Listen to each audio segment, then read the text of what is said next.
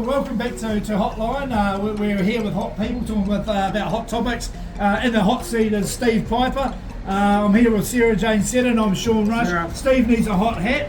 Yes. Apparently I do. There you go. Today? He does. Some of that, yeah. Okay, I'm not so hot anymore. And we're on Courtney Place, which frankly ain't too hot today, but there you go. We're all hot people on the inside upward. So anyway, so Steve, you've got a penchant for picking up early childhood centres. You run a whole empire of them, a few of them here in Wellington. Do you want to tell us a wee bit about how on earth you get into that and what are the sort of like trade secrets about it? Okay. I've been in the industry for 20 years. I've built about 8 centres. Currently I have brands. I had a brand in Wellington called iKids, but now I have a brand called Co-Kids, and Building Care is one of my sites here.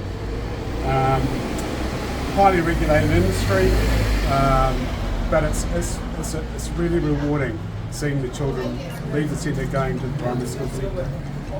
It used to break my. I don't know how the teachers do it. Every few months, some kid that they've had in their care since a little baby ends up going off, and I just don't know how they do it. They regularly do it, but there you go. Well, they have these children for 5 years, and they transition them to the primary school. Yeah. And also they go and see the primary school teachers and say, how is Johnny going? Look, we're settling in really well. And that's down to the teachers. It's down to them. That's awesome. Now, from personal experience, my daughter and son's early childhood care had a lot of red tape and inspections by Ministry of Education, just officials trying to find a problem. Trip hazards with an outfit. They got rid of the chooks. The chooks were a hazard. We cleaned it all up in a working bee, but they were seriously threatening this place that took 150 odd kids, happy kids, and of course the parents as well, with disclosure without any sort of like thinking about what that might mean. So how do you deal with that, and what's the new government's sort of take on it? Really good question. Look, I've got 94 policies governing my business. Okay, right. And I've got a policy to govern those 94 policies. Okay, one of those things. Some very serious policies in there. Child safety, really important. And then you get into some of the common sense scenarios where it's common sense. Yeah. Okay? Yeah. I know Mr. Seymour is going to look at cutting some of the red tape. We started to do that already. Yeah. We talked about a situation where a centre had to do a hazard management plan for an apple tree. Yeah. What's the story with the apple tree? Down. Well, that's certainly what I would have done, but I mean, there's fruit dropping on the ground, so what do you do with the rotten fruit? Oh my God! Things Rotten like fruit, and I'm like, the humanity. But one good thing that is happening currently is the family boost. Okay. Oh, okay. So families can get up to $75. There you go, folks. Okay. Via the government. Sweet. So helping families. So Sarah there's a Jane? cost. I was going to ask what else do you do as well, because I hear you do I've got a couple of hats. So another hat I wear is a business. It's called Ocean Direct, and Ocean Direct has been over 10 years. It's that fishing business, isn't it? Yeah, it is. Yes. What's your favourite fish then? Ooh, look, I'd have to say John Dory with skin on. Yeah. That's Yeah. fantastic. So look, it's been a funny year. We all want to survive to 25, they call it. Oyster season for Bluff's been a really tough one for them.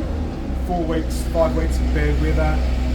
Factory fire a couple of weeks ago, shut them down for 2 weeks. We've got 4 weeks left at Bluff. So I'm feeling sorry for those guys down there. Yeah.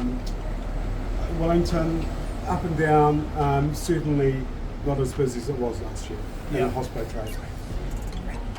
So so bad weather means that fishermen can't, or fishing people can't go out. Right. And does that mean the fish is going to be a bumper season next year? Well, there's lots of factors, like crayfish price now has gone down because John is on a recession. So are the fishermen going to go and do crayfish? No. So what are they going to do? They might have to do groper, they might have to do blue cod. Wow. Australia market's dead, duck white. So it gets a bit of a FUD in the Wellington market, which is good. That may be good for pricing, but again, winter, it's not so much fishing. I saw that New World had crayfish on special, still $50 each, but that's cheap. That is why. Yep. So okay. You'll see a lot of crayfish in holding tanks. They can't get rid of them. Yeah, I've got a question from the Facebook. Where is your favourite restaurant to go to? Well, you see, I've got really a lot of customers now. I can't favour any. Okay? Ah. So I'm not going to answer that. But Okay. they're listening. Could go to a pizza They place, will kill me. Domino's Pizza. But anyway. Now, question from the camera. Uh-oh. Question from the camera. You must have a favourite restaurant. You don't get to tell Sarah Jane on Hotline what to do. You answer the question, or you're off the show. I'm off the show. Go for that Argentinian steak place. Don't get in trouble that way. I mean, the Fox Club's great. The Fox Club's Club. fantastic. A nice little. Well, you might have lost another seafood restaurant, but you double your sales at Foxgate. Fox All Club. right. Well, thank you very much, cameraman. We're going to wrap that up. Thanks very much for coming along, Steve, this Cheers, afternoon. thank you. Sarah Jane, of course. Thank you. That's Keep up in Hotline. your We've had stats. Steve Piper from Co-Kids in the hot seat with the hot hat, and that's Hotline for this afternoon. All the best. Hey, cheers, guys. Really appreciate it.